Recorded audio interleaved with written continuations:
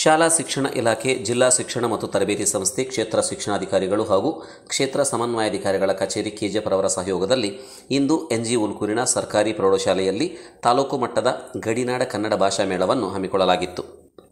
ಕಾರ್ಯಕ್ರಮದ ಅಧ್ಯಕ್ಷತೆಯನ್ನು ಕರ್ನಾಟಕ ಕರಕುಶಲ ಅಭಿವೃದ್ಧಿ ನಿಗಮದ ಅಧ್ಯಕ್ಷರು ಹಾಗೂ ಕ್ಷೇತ್ರದ ಶಾಸಕಿ ಡಾಕ್ಟರ್ ರೂಪಕಲಾ ಶಶಿಧರ್ ಅವರು ವಹಿಸಿಕೊಂಡಿದ್ದರು.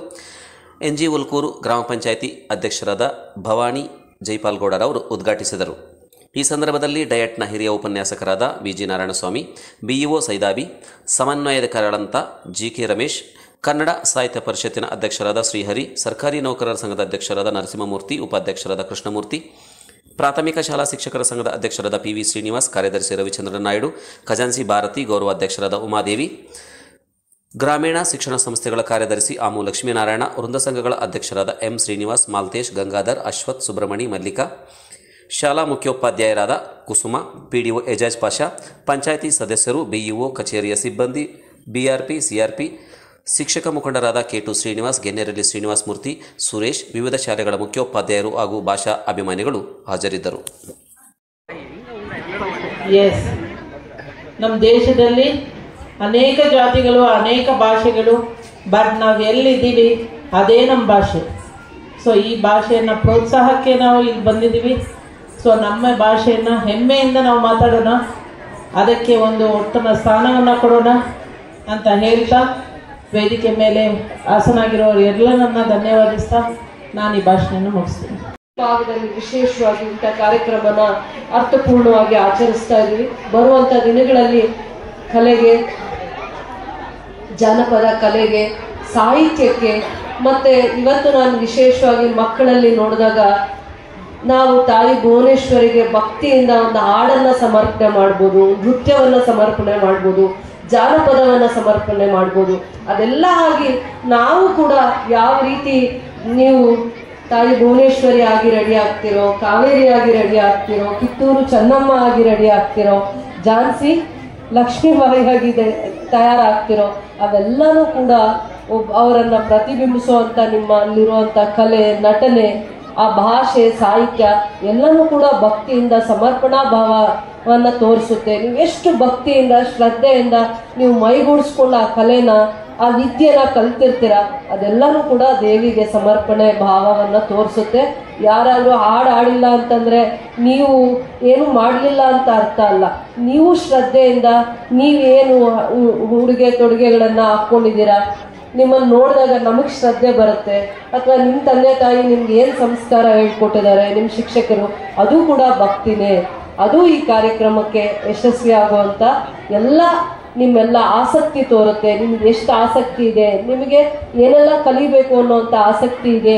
ವಿದ್ಯೆ ಜೊತೆ ಇವೆಲ್ಲನೂ ಕೂಡ ಸಂಸ್ಕಾರ ಅಂತ ಹೇಳ್ತಾ ಬರ್ತೀನಿ. ಯಾಕೆ ಸಂಸ್ಕಾರ ಅಂದರೆ ವಿದ್ಯೆ ಪಠ್ಯ ಪುಸ್ತಕಗಳಲ್ಲಿ ಓದೋದಿರುತ್ತೆ. ಅದಾದಮೇಲೆ ನಮ್ಮ ನಾಡು ನುಡಿ ಎಷ್ಟು ವರ್ಷಗಳ ಚರಿತ್ರೆ, 2000 ವರ್ಷಗಳ ಚರಿತ್ರೆ. ವಿಜಯನಗರದಲ್ಲಿ ಹರಿಹರರು ಸ್ಥಾಪನೆ ಮಾಡ್ತಾರೆ, 2000 ವರ್ಷಗಳಿದ್ದಾರೆ. ಅದಾದಮೇಲೆ ರಾಷ್ಟ್ರಕೂಟರು, ಹೊಯ್ಸಳರು, ವಿಜಯನಗರದ ಅರಸರು, ಈ ರೀತಿ 2000 ವರ್ಷಗಳಲ್ಲಿ ಭಾಷೆ, ಸಾಹಿತ್ಯದ ಬಗ್ಗೆ, ಕವಿಗಳಿಗೆ ಎಲ್ಲರಿಗೂ ಪ್ರೋತ್ಸಾಹ ಕೊಡ್ಕೊಂಡು ಬರ್ತಾ ಇರ್ತಾರೆ. ಮಹಾರಾಜರ ಕಾಲದಿಂದನೂ ಕೂಡ ಯಾವ್ಯಾವ ಮಹಾರಾಜರ ಕಾಲದಲ್ಲಿ ಭಾಷೆಗೆ, ಸಾಹಿತ್ಯಕ್ಕೆ ಪ್ರೋತ್ಸಾಹ ಸಿಕ್ಕಿದೆ. ಪುಸ್ತಕಗಳಲ್ಲಿ ಕವಿಗಳನ್ನು ನೋಡ್ತೀವಿ. ಕುವೆಂಪು ಅವ್ರ ಬಗ್ಗೆ ತುಂಬ ಹಾಡುಗಳನ್ನು ಕೇಳಿದ್ದೀವಿ, ಬೇಂದ್ರೆಯವ್ರ ಬಗ್ಗೆ ಕೇಳಿದ್ದೀವಿ. ಅವರ ಹಿತ ನುಡಿಗಳನ್ನು ನೆನೆಸ್ಕೊಂಡ್ರೆ ಕೂಡ ನಮ್ಮಲ್ಲಿ ಮೈ ಮರೆಸುತ್ತೆ. ಯಾವತ್ತೂ ಕೂಡ ಭಾಷೆ ತಾಯಿಯಷ್ಟು ಪವಿತ್ರತೆಯನ್ನು ಕಾಪಾಡಿಕೊಂಡಿರ್ತಾರೆ.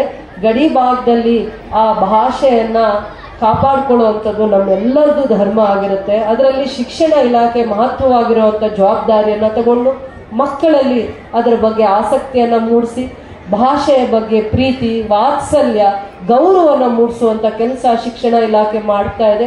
ಶಿಕ್ಷಣ ಸಾಕ್ಷರತೆಯನ್ನು ಎತ್ತಿ ಹಿಡಿಯೋ ರೀತಿ ಮಕ್ಕಳಲ್ಲಿ ಆ ಪ್ರೀತಿ, ಶಿಕ್ಷಣದ ಬಗ್ಗೆ ಇರುವಂಥ ಒಲವಿನ ಜೊತೆ ಭಾಷೆಯ ಬಗ್ಗೆ ಅಭಿಮಾನ, ಗೌರವಗಳನ್ನು ಮೈಗೂಡಿಸ್ಕೊಳ್ಳುವಂಥದ್ರಲ್ಲಿ ಶಿಕ್ಷಕರು, ಶಾಲಾ ಶಿಕ್ಷಕರು, ಶಿಕ್ಷಕಿಯರು ಮತ್ತು ಈ ಭಾಗದಲ್ಲಿ ಕನ್ನಡ ರಕ್ಷಣಾ ವೇದಿಕೆಯಿಂದ ಇರ್ಬೋದು ಅಥವಾ ಕನ್ನಡ ಸಾಹಿತ್ಯದಿಂದ ಇರ್ಬೋದು, ಸಾಹಿತ್ಯ ಸಮ್ಮೇಳನ ಕಾರ್ಯಕ್ರಮನ ಆಯೋಜಿಸುವಂಥವರು ಶಿಕ್ಷಕರು ಕೂಡ ವಿಶೇಷವಾಗಿ ಯಾರ್ಯಾರು ಆಸಕ್ತಿಯಿಂದ ಮೈಗೂಡಿಸ್ಕೊಂಡು ಈ ಕಾರ್ಯಕ್ರಮನ ಯಶಸ್ವಿ ಮಾಡ್ಕೊಂಡು ಬಂದಿದ್ದೀರಾ.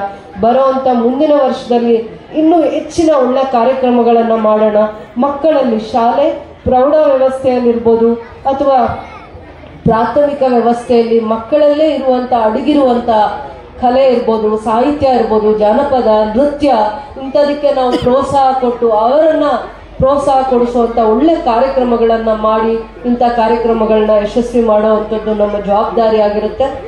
ಇವತ್ತು ಕೂಡ ಬಹಳ ಅರ್ಥಪೂರ್ಣವಾಗಿದೆ ಕಾರ್ಯಕ್ರಮ. ಬರೋ ಹಂತದಲ್ಲಿ ಇಡೀ ಕ್ಷೇತ್ರಕ್ಕೆ ಇದು ಜಿಲ್ಲಾ ಹಂತದ ಕಾರ್ಯಕ್ರಮ ಅಂತ ಹೇಳ್ತಾ ಇದ್ರು. ಒಂದು ದಿನ ಎಲ್ಲ ಶಾಲೆಗಳಿಂದ ಒಂದು ಜಾಗದಲ್ಲಿ ಅವರ ಪ್ರತಿಭೆಯನ್ನ ನೋಡ್ಲಿಕ್ಕೆ, ಬೇರೆ ಎಲ್ಲ ಮಕ್ಕಳು ನೋಡ್ಲಿಕ್ಕೆ ಅವಕಾಶ ಮಾಡುವಂತ ಪ್ರಯತ್ನ ಮಾಡೋಣ. ಹಳ್ಳಿಯಲ್ಲಿ ಪ್ರತಿಭೆಯನ್ನ ನೋಡಿದಾಗ ಮನಸ್ಸಿಗೆ ಎಷ್ಟೋ ಖುಷಿ ಆಗತ್ತೆ. ತಂದೆ ತಾಯಿ ಹೇಳ್ಕೊಡದೆ ಹೋದ್ರು ಕೂಡ ಮಕ್ಕಳು ಶಾಲೆಯಲ್ಲೋ ಶಿಕ್ಷಕಿಯರ ಹತ್ರನೋ ಇನ್ನೆಲ್ಲೋ ಕಲಿತು ಅಲ್ಪ ಸ್ವಲ್ಪ ಸಮಯದಲ್ಲೇ ಎಷ್ಟು ಉತ್ಸಾಹದಿಂದ ಭಾಗವಹಿಸುವಂಥದ್ದನ್ನು ನೋಡಿದಾಗ ಹಳ್ಳಿಯಲ್ಲಿರುವಂಥ ಪ್ರತಿಭೆಯನ್ನು ನೋಡಬೇಕು, ಕಲಿಬೇಕು, ಅದನ್ನು ಮೈಗೂಡಿಸ್ಕೋಬೇಕು. ಅದಕ್ಕೆ ಅವರಿಗೂ ಕೂಡ ಒಂದು ಅವಕಾಶ ಮಾಡಿಕೋಬೇಕು, ಇಂಥ ವೇದಿಕೆಗಳಲ್ಲಿ ಅವಕಾಶ ಮಾಡಿಕೊಡ್ಬೇಕು ಅಂತ ಹೇಳ್ತಾ ಈ ಕಾರ್ಯಕ್ರಮನ ಇಷ್ಟು ಅಚ್ಚುಕಟ್ಟಾಗಿ ವೈಭವವಾಗಿ ಈ ಕಾರ್ಯಕ್ರಮನ ಮಾಡಿರುವಂಥ ಎಲ್ಲ ಜವಾಬ್ದಾರಿಯುತ ಶಿಕ್ಷಣ ಇಲಾಖೆಯ ಜವಾಬ್ದಾರಿಯನ್ನು ತಗೊಂಡಿರುವಂಥ ಎಲ್ಲ ಶಿಕ್ಷಕರಿಗೂ ನನ್ನ ಹೃದಯಪೂರ್ವಕವಾದ ಧನ್ಯವಾದಗಳನ್ನು ಹೇಳ್ತಾ ಇದ್ದೀನಿ. ಮಕ್ಕಳಲ್ಲಿ ಇದರ ವೈಭವವನ್ನು ಮೂಡಿಸುವಂಥ ಪ್ರತಿಭೆ ನಿಮ್ಮಲ್ಲಿದೆ. ಮಕ್ಕಳಿಗೆ ನಾವು ಎಷ್ಟು ಮುಗ್ಧರಿರ್ತಾರೆ ಅಂದರೆ ನಾವು ಏನು ಸತ್ಯವನ್ನು ಹೇಳಿದ್ರೆ ಸತ್ಯವನ್ನು ಕೇಳ್ತಾರೆ, ನಾವು ಬೇರೆ ಏನು ಹೇಳ್ಕೊಟ್ರು ಅದನ್ನೇ ನಂಬ್ತಾರೆ. ನಾವೇನು ಬೇರೆ ವಿಚಾರ ಹೇಳಿದ್ರೆ ಅದನ್ನ ನಂಬ್ತಾರೆ. ಆದರೆ ಶಿಕ್ಷಣ ಇಲಾಖೆ ಮಾತ್ರ ನಿಸ್ವಾರ್ಥವಾಗಿ ಮಕ್ಕಳ ಭವಿಷ್ಯತ್ತನ್ನ ಮನಸ್ಸಲ್ಲಿಟ್ಕೊಂಡು ಅವರಿಗೆ ನಿಮ್ಮ ಜ್ಞಾನವನ್ನ ಹರಿಸ್ತಾ ಇರ್ತೀರಾ, ತ್ಯಾಗ ಮಾಡ್ತೀರಾ, ನಿಮ್ಮ ಇಡೀ ಜೀವನವನ್ನ ತ್ಯಾಗ ಮಾಡ್ತೀರಾ. ನಿಮ್ಮ ಮಕ್ಕಳನ್ನ ಅವರು ಓದಿ ಮುಂದೆ ಬಂದಾಗ ನೀವು ಅಷ್ಟು ಖುಷಿ ಪಡಲ್ಲ. ನೀವು ಶಾಲೆಯಲ್ಲಿ ಪಾಠ ಹೇಳ್ಕೊಟ್ಟಿರೋ ನಿಮ್ಮ ಮಕ್ಕಳು ಏನಾದರೂ ಸಾಧನೆ ಮಾಡಿದ್ದಾರೆ ಅಂದರೆ ನೀವು ಆ ದಿನ ನಿಮ್ಮಲ್ಲಿರೋ ಆನಂದ, ನಿಮಗೆ ಆಗೋವಂಥ ಒಂದು ನೀವು ಎಷ್ಟು ಆನಂದವಾಗಿರ್ತೀರಾ ಅಂತಂದ್ರೆ ನಿಮ್ಮ ಮನಸ್ಸಿಗೆ ಅಷ್ಟು ಯಾವುದೇ ಹಬ್ಬದಲ್ಲಿ ಆ ಸಡಗರ ಇರಲ್ಲ. ನೀವು ಪಾಠ ಹೇಳ್ಕೊಟ್ಟಿರೋ ಮಕ್ಕಳು ಏನಾದರೂ ಸಾಧಿಸ್ಕೊಂಡು ಬಂದಿದ್ದಾರೆ ಅಂದರೆ ಆ ಶಿಕ್ಷಕಿಯರನ್ನ ನೋಡ್ಲಿಕ್ಕೆ ಒಂದು ಸಂತೋಷ ಆಗತ್ತೆ. ಅಷ್ಟು ನಿಮ್ಮಲ್ಲಿ ಆ ಪವಿತ್ರತೆ ಇದೆ ಅಂತ ನಾನು ಹೇಳ್ತೀನಿ. ಪ್ರತಿ ಹಂತದಲ್ಲೂ ಶಿಕ್ಷಣ ಇಲಾಖೆಯಲ್ಲಿ ಗ್ರಾಮೀಣ ಭಾಗದಲ್ಲಿ ಆ ಸೊಗಡು, ಆ ಪ್ರತಿಭೆಯನ್ನ ಕಾಪಾಡ್ಕೊಂಡು ಬರ್ತಾ ಇರುವಂತ ಶಿಕ್ಷಕಿಯರಿಗೆ ಮತ್ತೆ ನಾನು ಮನಸ್ಫೂರ್ತಿಯಾಗಿ ನಮನವನ್ನ ಅಂದ್ರೆ ನಾನು ನಿಮಗೆ ನಮಿಸಿ ಹೇಳ್ತಾ ಇದ್ದೀನಿ. ಇದೊಂದು ಶಿಕ್ಷಣ ಇಲಾಖೆ ಪವಿತ್ರವನ್ನು ಕಾಪಾಡ್ಕೊಂಡು ಬಂದಿದೆ. ಗ್ರಾಮೀಣ ಭಾಗದ ಪ್ರತಿಭೆಯನ್ನ ನೀವು ಕೈ ಹಿಡಿಬೇಕು. ಮಕ್ಕಳಲ್ಲಿರುವಂತಹ ಏನೇನು ಪ್ರತಿಭೆ ಇದೆ ಪ್ರೋತ್ಸಾಹ ಕೊಡಬೇಕು. ಇನ್ನೂ ಒಳ್ಳೆಯ ರೀತಿಯ ಅವರಿಗೆ ವಾತಾವರಣ, ವೇದಿಕೆಯನ್ನ ಕಲ್ಪಿಸುವಂಥವ್ರಾಗಬೇಕು. ಬಹಳ ಖುಷಿ ಆಗುತ್ತೆ ಅವರಲ್ಲಿರೋ ಪ್ರತಿಭೆ ಆಚೆ ಬರುವಂಥ ಎಲ್ಲ ಪ್ರಯತ್ನಗಳಲ್ಲಿ ಯಶಸ್ವಿಯಾಗುವಂಥ ಕಾರ್ಯಕ್ರಮಗಳನ್ನು ಮಾಡೋಣ. ಶಿಕ್ಷಕರು ಉತ್ತಮವಾಗಿದ್ದಾಗ ಮಾತ್ರನೇ ಇಂಥ ಪ್ರತಿಭೆ, ಇಂಥ ವೈಭವನ ನಾವು ನೋಡಲಿಕ್ಕೆ ಆಗತ್ತೆ. ಶಿಕ್ಷಕಿಯರು ಎಲ್ಲಿ ಉತ್ತಮವಾಗಿರುವಂಥ ಕೆಲಸ ಮಾಡ್ತಾರೆ, ಇಬ್ಬರೂ ಕೂಡ ಅವರ ಪಾತ್ರ ಜಾಸ್ತಿ ಇದೆ. ತಂದೆ ತಾಯಿಗಿಂತ ನಿಮಗೆ ಜವಾಬ್ದಾರಿ ಕೂಡ ಜಾಸ್ತಿ ಇದೆ.